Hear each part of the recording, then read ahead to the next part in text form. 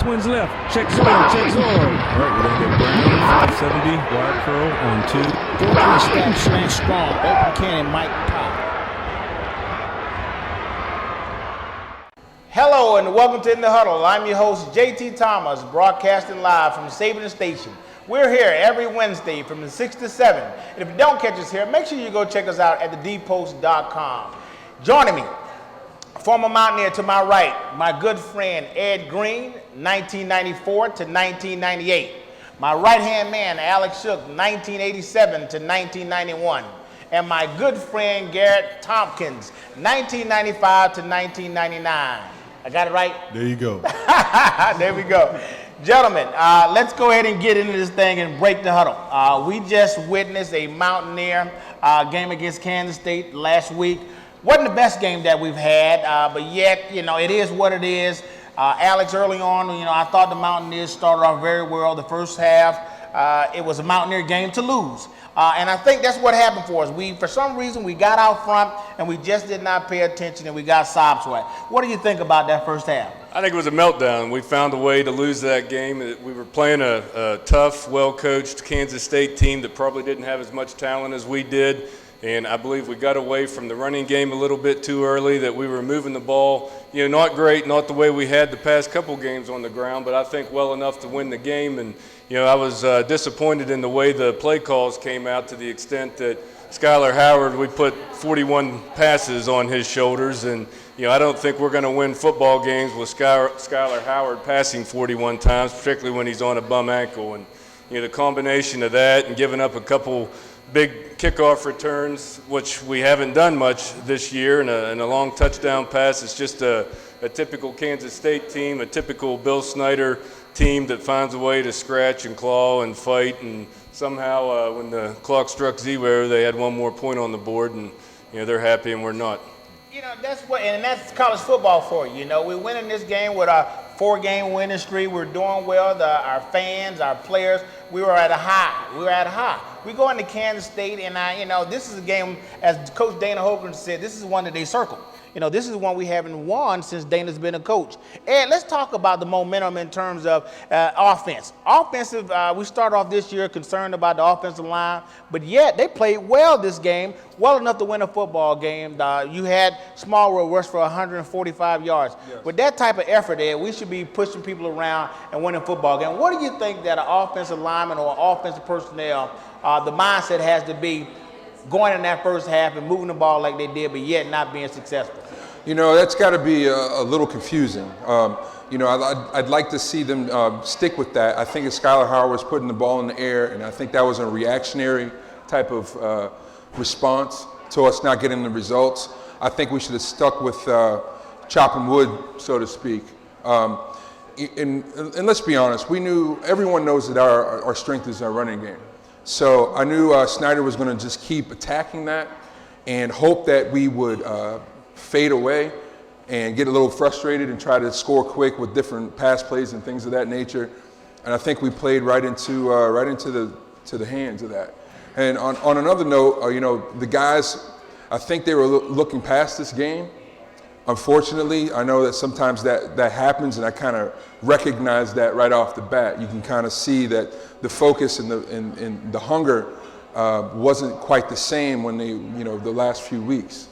That was a frustrating loss for the Mountaineers. The one thing about momentum, I guess there's some bad and good when there's momentum. So when in my mind, I guess sometimes when you get that momentum, you feel that ball rolling downhill and you just think, okay, we're going to keep rolling. Things are going fine. But yet, there's a little ditch that ends up falling there sometime, and it throws you off track. And I kind of feel like that's kind of what happened to us. I thought the guys went out ready to play. They wanted to play. They wanted to beat Kansas. So specifically, Kansas State specifically, those 20 seniors who were going into that game. Gary, if you think about it, just think about the mindset of those guys going into that game. What do you think those 20 seniors were saying to each other moving forward in that Kansas State game? Well, if anybody was pumped up for the Kansas State game, I would think that it would be the seniors.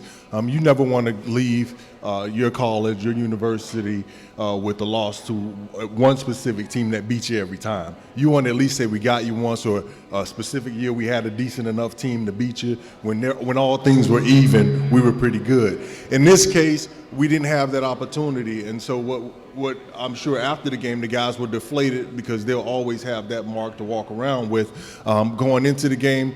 I just think that they were probably the only people from what I saw probably that was up for the game and ready to play.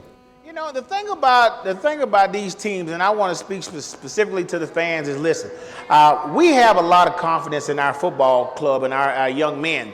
But we know as players, as former players, boy, you have to be fine on every signal to be making things happen for your football team. And when you're not fine on all cylinders, you just don't get the response that you want. And I say that to say this.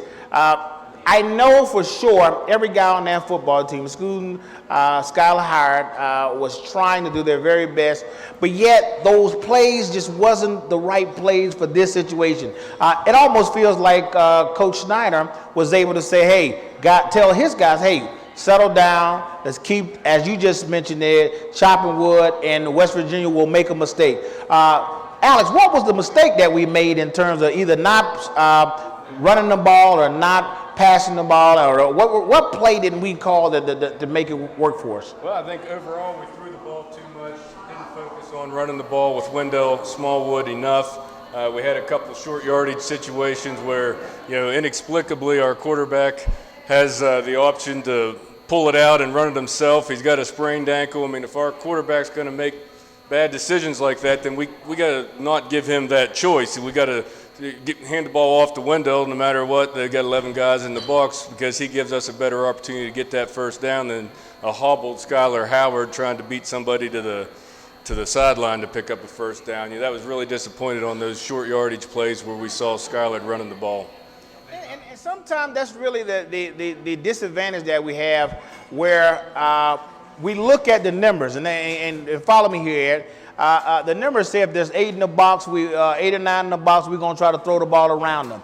But yet, they put 8, 9 in the box, and we got Wendell Smallwood with 144 yards. You just don't run across 144 yards without having good blocking and good running back. Why do you think we moved away from that, Gary? I think that a lot of times, especially with Coach Hogerson being known as a great offensive mind or being a great offensive play caller, I think there may be times where he's out to prove that. And so in a situation like this, where, hey, the running game's going, maybe I can try to get the passing game going. Instead, just go with what works.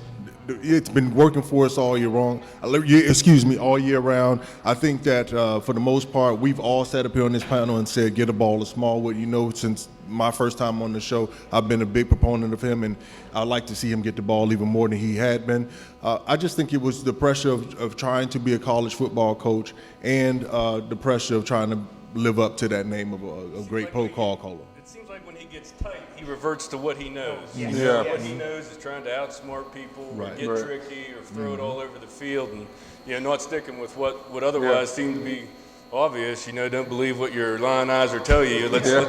A lot of times your meal is just simply bread and butter. Yeah. I know you want the steak sometimes and some of the fancy stuff, but we're really not that team, and it works for us.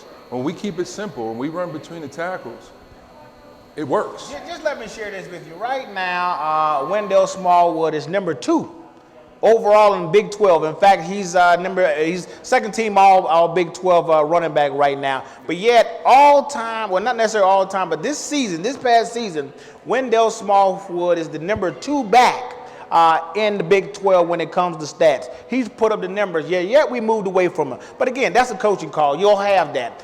But the effort wasn't there in terms of player effort. And when I say that, I said, sometimes you got to learn how to strain. We lost that game by 1 point. That means you got to run a fast every once in a while. And I'm speaking as a player, right? I'm on the sideline screaming, guys, we got to strain. Defense, you got to strain a little harder, try to get that ball back. Offense, guys, we got to make those catches. Yeah, it's just that simple. As a player, that's what we're gonna say. Come on, guys, we got to catch the football. But yeah, let me get back and focus here. That first half, I have to give it up to our guys. That first half was owned by the Mountaineers, and I felt real good, Ed, about that offensive line because they were getting the job done early on, but yet we weren't able to sustain it, and it hurt us moving in the second half of that ball game. Ed, one more thing.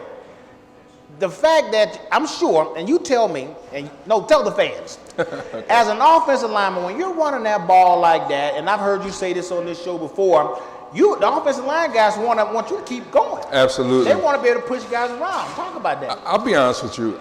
We're not fans of passing the ball all day. We really aren't. It's not enough activity, and you can't be as physical as you want to. And if you are, it usually is backed up with a nice bright flag for holding. So anytime you have an opportunity, when you get your name called and you get a chance to pull, or you get a chance to do a kiss block, or you get a chance to ISO somebody up, to us that's football. That's our meat and potatoes. That's what we live for. We want a short count and we want to get after it.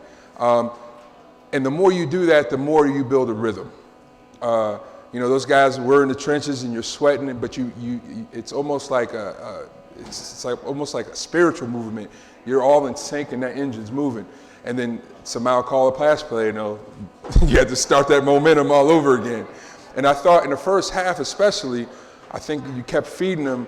And if we would have stuck with it, just stuck with it, I think we would have kind of broke their backs a little bit. And with a team like that, the longer we kept them in, the more dangerous they became. Hey, I agree with you. And that's a good segue to move right into our trivia question. And since Ed mentioned the word feed, guys, you might as well come on down here every Wednesday. We're here at Saberton Station. All right, we do this every week. Come on down here and check us out. We're going to move into our trivia question. This is a good one. And I got one guy over there rubbing his hand. He is just waiting for me to lob over a sweet trivia question. This is our trivia question. When was the last time WVU played in a bowl game in Arizona?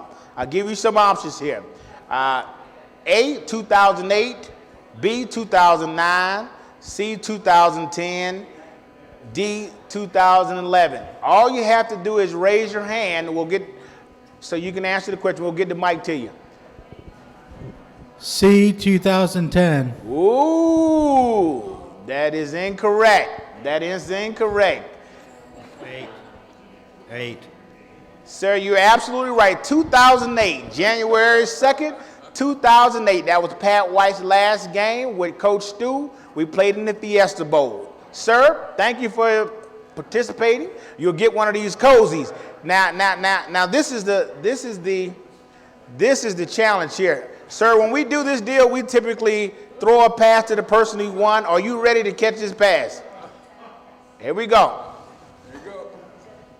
Oh, yeah. See, I tell you, there you go. Guys, hey, every week we're down here giving something away. We're throwing passes. We're having a great time down here at Saberton Station. And as Big Ed just said, hey, they're eating down here too. Hey, as an offensive lineman, those guys, they don't get that big from not eating. So, guys, that's the truth. And we feel the same way when it comes to football. Those guys like the run block. They want to be, as oftentimes you hear this say, feed me. The running backs want the ball, and the linemen want to block. But guys, let's revert to defense. Gary and I, we both played defense. He's a DB, I'm a linebacker. We like stopping the run, and the Mountaineers did a good job. I thought the first half, Gary, I thought we did well. Overall, I thought we did well defensively. What do you think about that defense? I think this is one of the games that the Mountaineers actually showed up at least during the first half. The guys looked as though they had they decided what to do without Carl Joseph for the first time. It seemed like the rest of the year we struggled on who's going to make plays or what we're going to do, if we're going to play as a team or not. And so during the first half, it looked as though that we finally came into our own. A little late in the season, but better late than never, especially getting ready for a bowl game. So I was happy to see our guys make some plays. Again, better late than never, and it's just good to see some good defensive play. Even if for a half, it's just good to see it going on. Certainly wish a speedy recovery to their quarterback, but yet, and that's telling you, right? When you got a defense that is getting after it, pressuring the quarterback, and your starting quarterback leads the football game, there's some good and bad in that. All right, follow me here. There's some good and bad because you practice for that starter.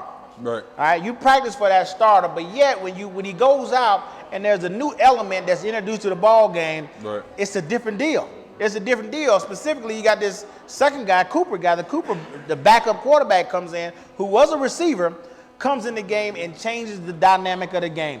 Alex, how do we plan for something like that? Well, I mean, they ran the same plays. It wasn't all that different. It wasn't like we went from a drop-back quarterback to an option quarterback or whatever. It was pretty much the same plays. I think the guy obviously provided them with a little bit of spark. But listen, the defense played well enough to win. I didn't have a problem with the performance of the defense. They gave up that one long pass play. You guys can tell me who was at fault for that. But, yeah, you had a couple long kickoff returns that we haven't had much of all season long. And, you know, again, they just fought and scrapped and found a way to put enough points on the board to get the win. Defense was well enough to win. They played well enough to win. Overall, Kansas State had 307 yards total offense. West Virginia had 447 yards total offense. Guys, with that says our defense did a great job, did an excellent job. Really proud of those guys. But yet, you know, as I keep saying, you know, there's a time as a defensive player when you start feeling like we're not moving the ball, which should have been in the second half, and then that's when you got to try to strip the ball out of there. You know, you got to go after interception, you got to try to strip the ball, and I'm sure our guys were doing that. We had no takeaways. Did we have any takeaways? I didn't have any takeaways this game. Interception. We had one interception?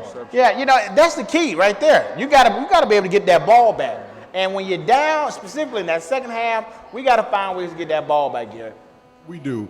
You know, one of the things with our defense is that, you know, we struggle. We know that we struggled all year long, and we know that our defense has struggled to make the turnovers or to make plays. We do have some cornerbacks with interceptions. Some of them were punts, some of them were gimmies, you know, and right now, you know, again, late in the season, we're just starting to come into our own, it seems, as a team. It seemed like we had a 3-game stretch there where we were looking pretty good. It seems that things are actually going to make a dramatic turnaround. On defense, the guys just have to get after the ball, period. You know, we just have to have a little bit more pursuit to the ball. We have to get to the ball with reckless abandon. You know, when you think defense, at least I know when I went on the field, the first couple of times, especially in certain coverages or certain plays, my only thought was really to run down there and hit somebody as hard as I could, or to intimidate somebody, or make it so that they didn't want to be back there playing with me when it came to either trying to block me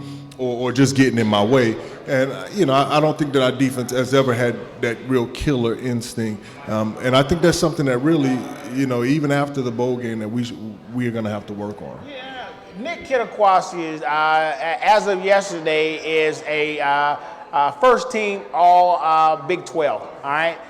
And Darryl Worley, both of those guys are all Big 12 defensive players. They played very well. They were leading their team in that particular game.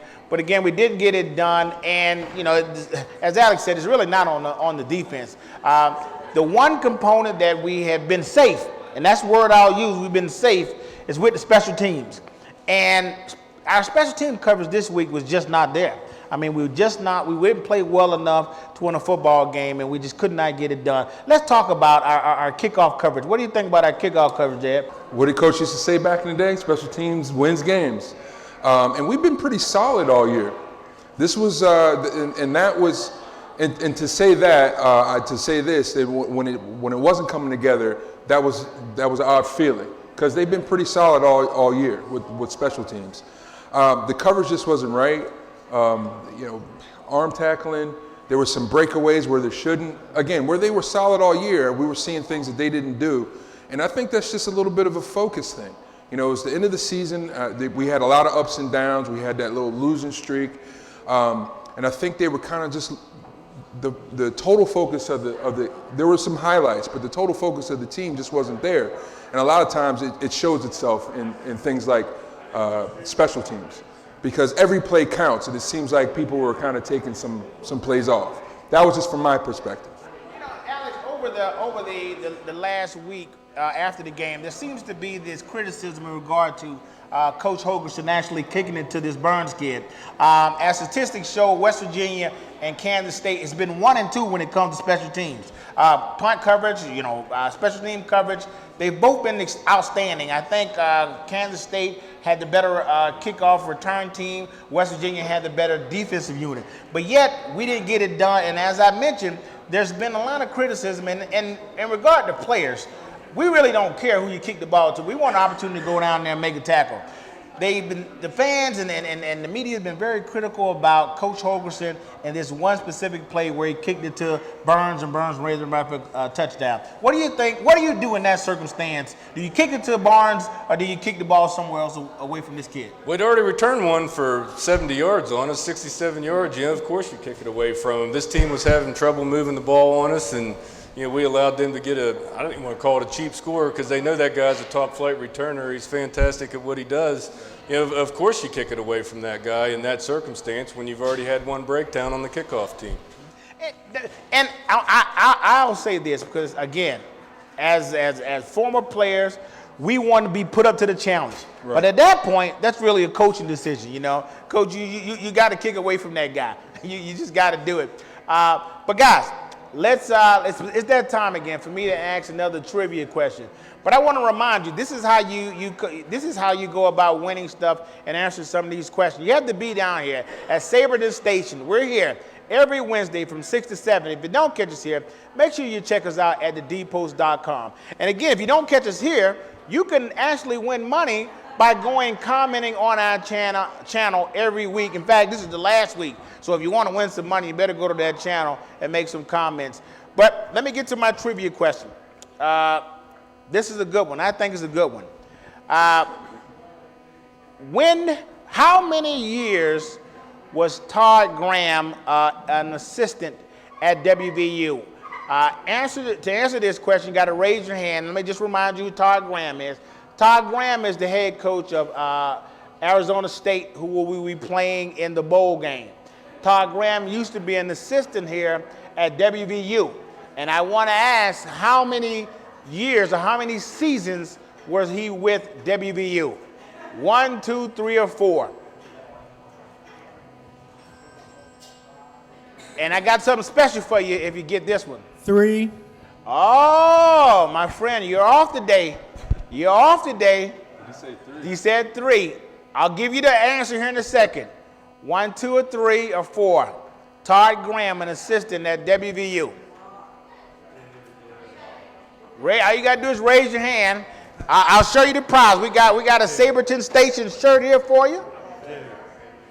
You said 2? Sir, you are correct. Todd Graham here was an assistant here for 2 seasons. That was 2001 and 2002. You're absolutely correct. And sir, you might be a first time. I haven't seen you in a while. But you're coming here cleaning up tonight. There you go. Thank you for coming down. And again, thank you all for certainly participating. Again, guys, to win this stuff, you got to come down here on Wednesdays. But again, this is the last show of the regular season. I'll save it to you to the end to tell you what we're going to do for the bowl game. But let's get right back into it. Again, I want to remind you to come down here and check us out. When you get announcements and you hear that we're going to be here, come down here and check us out. Guys, I want to finish up with this game. We were talking about special teams. We was talking about special team coverage. All right, I got to share this story, and this as a point of personal privilege because my cousin played for Kansas State, right? And I have to say, as everyone knows, I went to junior college in Kansas at Fort Scott Community College, and my cousin went to a adjacent college at Butler Community College. Well, I come to West Virginia, he goes to Kansas State. Okay, when we played in junior college, he was a special teams guy. In junior college, I tell my coach, I said, listen, don't kick it to Jimmy Dean, right? Coach said, hey, JT, he's just a man. He's just a man. We got this game won, and I'll be daggone. In the latter part of the game, we kick this ball to Jimmy Dean, and he runs a touchdown back to win the game. So now I just wait to hear something on Facebook. My cousin sends me a Facebook thing and say, hey, cuz, I got you again. 4 years in a row, Kansas State has beaten us. They found a way to beat us. And this particular time, it just happens to be on special teams. But I want to remind guys, I've said this from the beginning of the season, special teams are for special guys. That's the old phrase Coach Nealon used to use. Yeah. And I have to say, boy, this has gotten up to that point. I mean, you got to be prepared to play all three sides of the game and be consistent. We just wasn't this time. Alex, let's move on and talk about this upcoming game against Arizona State. January 2nd, down in Arizona. Tempe. In Tempe, in the Motel 6 Cactus Bowl, correct? Who knows? Is that right? Yeah. That's it. I know it's in Arizona. I got that Safety Station Dominion Post Bowl coming up on January 15th, 2016. Anybody want to come on out? Hey, from what I gather, the Motel 6 Cactus Bowl is one of the it's only been around a couple years. It's only been around a couple years, and I have to share this right. The good thing about this bowl, it is being played at 10 p.m. And a good friend of mine, actually one of my co-workers' husband said, well, at least JT, they'll keep the light on, you know? That's the old Motel 6 slogan. Oh, that's terrible. I want to certainly give that shout out to Chris Boyce. I thought that was classic. We're playing in the Motel 6 Cactus Bowl, and he reminded us that the good thing about it, the game is at 10, at least past 10 o'clock. When the Mountaineers finish the game, the lights will still be on, you know. Guys, it's all fun and games, but listen, I have to say this. I mean, it's been a good season. Let's talk about that. That's one thing we want to move on into the bowl game. But let's wrap it up and really talk about, the expectation for the season. I mean, although we were on a high, everybody wanted us to do well. I have to say, and I said this early on, we had a young team. We had a quarterback who's only been in his second year. We had young receivers. We had Smallwood was in his second year really being consistent. What do you think overall, Alex, for the season? I think it had to be a little bit of a disappointment the way we finished up. That we had a very winnable game. It was all there, laid out in front of us for the taking. We could have finished on a 6-game winning streak, and right. To win 8 or 9 games. I've said all along that this isn't, and not to disparage prior teams, but this isn't the Big East anymore, where Cincinnati and South Florida are your big games. That if you win 8 games in the Big 12, you better be able to take some enjoyment out of an 8-win season. Well, we didn't win 8. Right.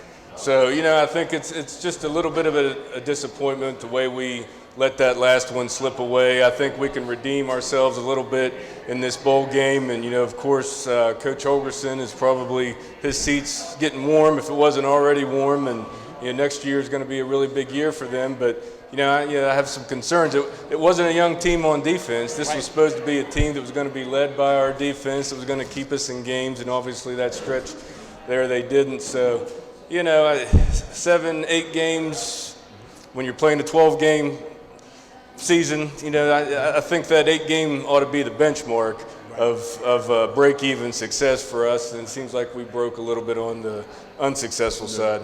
I hear you. Ed, is it enough for West Virginia to finish in the middle of the pack? We are smack dab in the middle of the pack, 5th in the Big 12. I know from a player's perspective, you're going to say, no, it's never good enough, right? But yet, again, I thought the team was going to be young. I think we were going to have some ups and downs. But there were some winnable games that we left on the field. Right. What do you think about the overall season, Ed? Oh, well, I would have to say, again, I have to side with Alex. It was a little bit disappointing. After our first 3 games at the beginning of the season, at least they were doing what they were supposed to do. But when we started to get into the meat and potatoes of the season, those really tough games, that's when the wheels kind of fell off. And then, our mettle was tested a little bit and they started to come back. And then, with this last game here, it comes down to focus. I think that we had a really strong level of talent. Carl Joseph getting hurt really did something mentally to the team. And I think they never really recovered from that. I think now that the defense is in this last game especially, they played with some authority defensively. But when I look at the entire season, I see some really bright spots.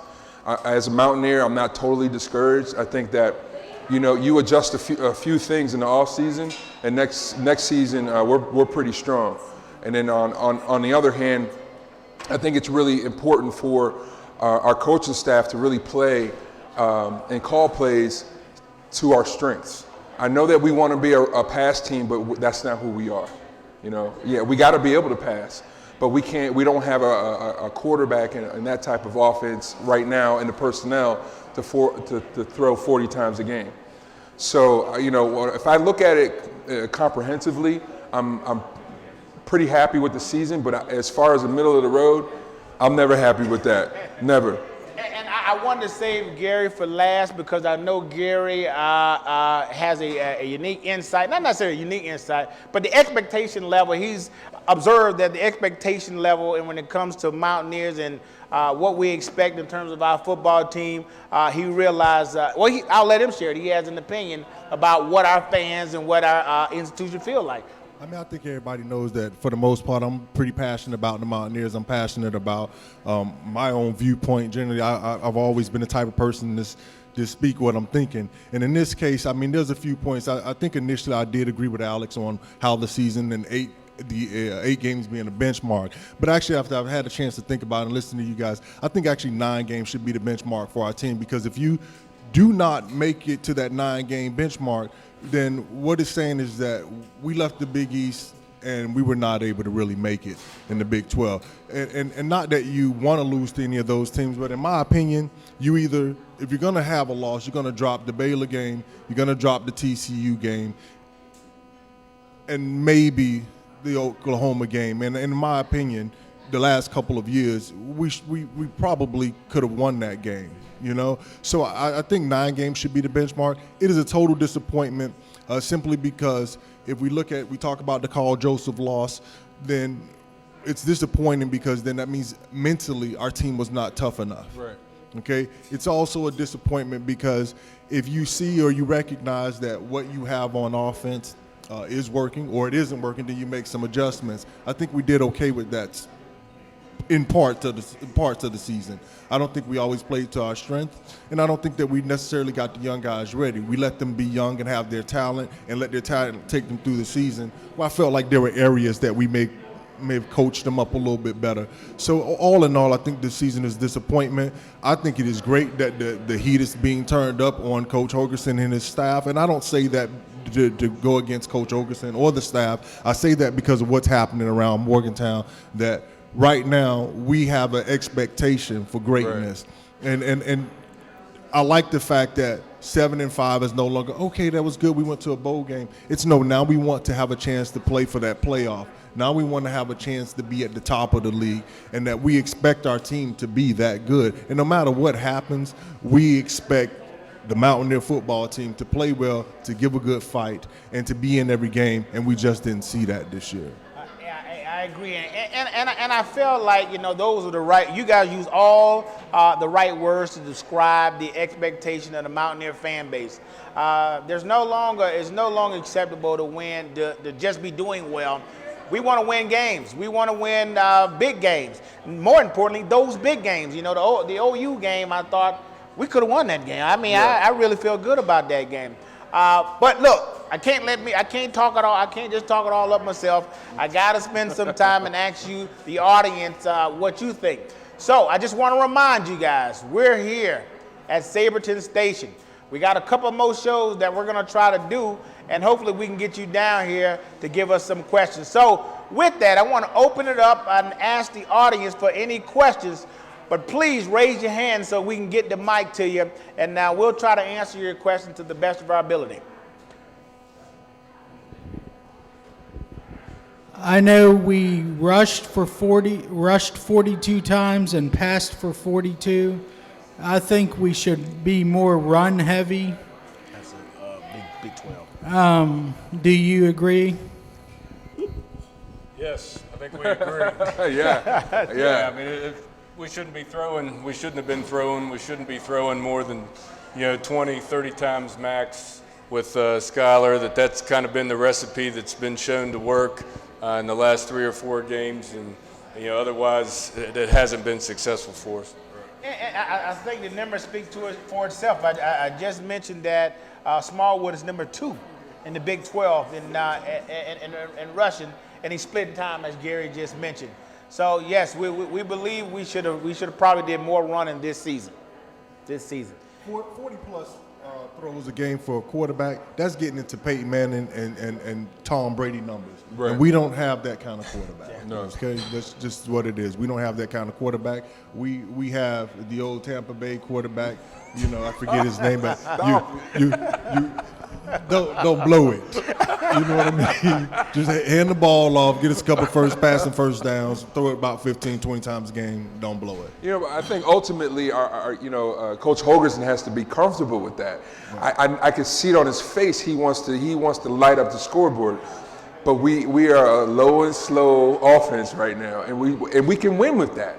You can really wear a team down with that, but it doesn't come fast. Sometimes it's not overly exciting to see because you don't have the big long pass. But when fourth quarter comes and the game is all over, we really just want the W, right? So, and that's our recipe for winning. W's more important and W's more impressive than the yards on the board. You remember the old Steelers team, 3 yards and cloud of dust. Yeah. Guess what? Everyone knew they were going to sit there, watch the game, kind of go betters, touchdown. And guess what? That didn't change Steeler Nation. Yep. They were still fans. Yep. And that's what we talk about, playing to your identity, playing to your strength. Put the W's on the board, we'll be fine. You must not have been around for Lynn Swan and John Stallworth, Terry Bradshaw. Maybe you're my age. You showing. And as good as they were, I'm still going to say defense and the tough interior running game was the recipe for this. They don't make them like that no more. All right. Any more questions?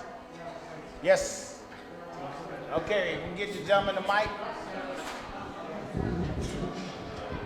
He looks like he has a good one over there in the corner. We certainly appreciate these questions and you guys coming out. Listen, Yes, my question to you guys is, do we need an offensive coordinator instead of Great letting the question. coach Great call question. the offensive plays? That's a great question. Yeah. I'll let Ed start off. Well, I think there's no question that Coach Holgerson is comfortable as offensive coordinator as well.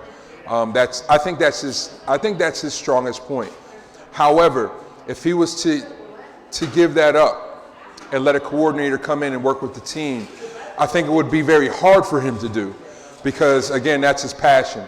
On the other hand, I think it might bring another element of balance, because I think with most coordinators, they should anyway. They understand what they have as far as their talent pool, and are quickly to assess what the strengths are. Again, if I was an offensive coordinator, and again, I'm just, armchairing this from the couch, if you will. I mean, to us, it's plain as day. Again, we don't work with the team every day, but for us, it's plain as day. The run works. Again, you got Smallwood, who's splitting time. He's not getting all the handoffs, but he still comes off with these insane yards every week.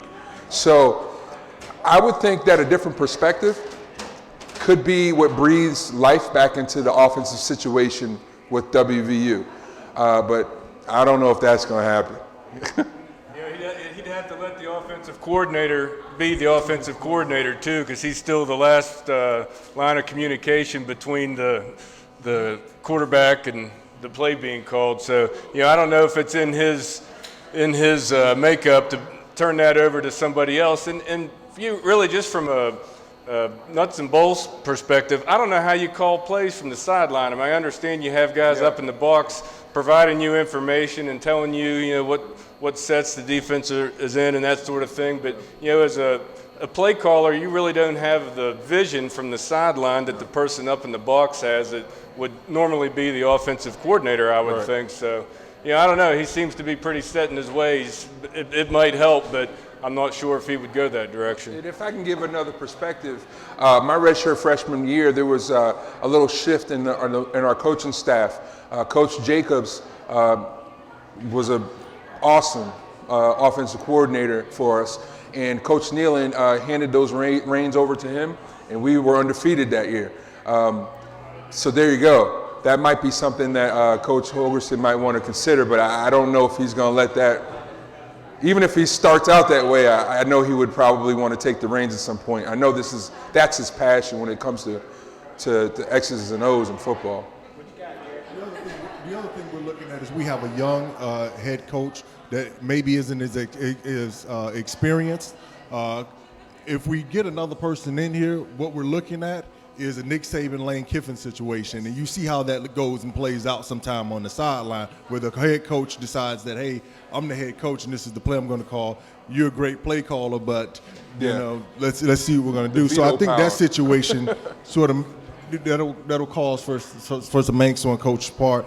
I agree with Alex. I just think you see it better from the top. You just kind of know what's going on. Though, right? It's odd. I don't know. It's very odd to see that happening. So I think it's better from the top. I don't know if we need an offensive coordinator or not. If so, you know, that could potentially mean we need another head coach, or if we need to bring a head coach in and let him be the offensive coordinator. You know, it's still hard to see it, but I just think that sometimes you need to go to the film and look at what's working. Plan for that, and if anything changes, have the guy in the box help you out a little bit. I guarantee you that's an internal question that Coach Holgerson will be answering for himself really shortly. Really shortly, I think he'll be working on that. Guys, we're gonna cut it off there, but quickly, I just want to give my guys some stuff because I think the guys have done an outstanding job supporting what we got going on here. This is for you, Alex.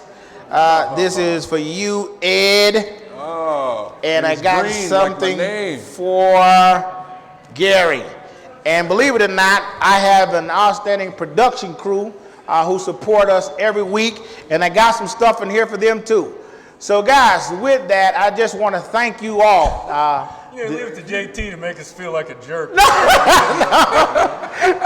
what? No. Thank you. I appreciate it. Listen, these guys did an outstanding job above and beyond the call of duty. They've been here every week. I just wanted to show a small appreciation for what you guys do. Again, I want to thank you fans for coming out and supporting what we do. We're former players. We're always asked our opinion. This gives us a great platform to do that. So again, I want to thank my panel. I want to thank you all, and I just want to remind you, we're working on doing something for the bowl game. So stay tuned to our Facebook, our websites, and all those things, and hopefully we'll see you back here in a couple weeks. Until next time, huddle up. We're going to Disney World.